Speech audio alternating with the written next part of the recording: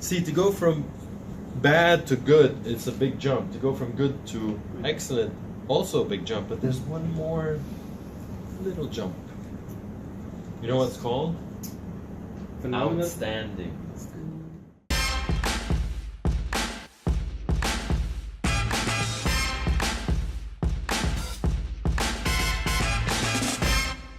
When you stand out of the crowd, there's these guys, and then there's you.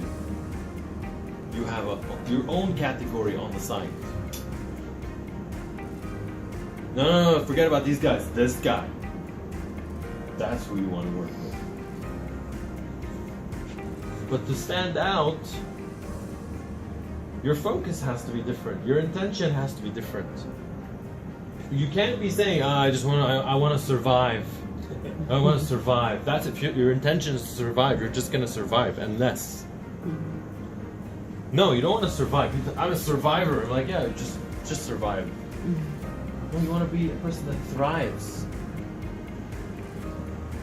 You want more than just a little bit.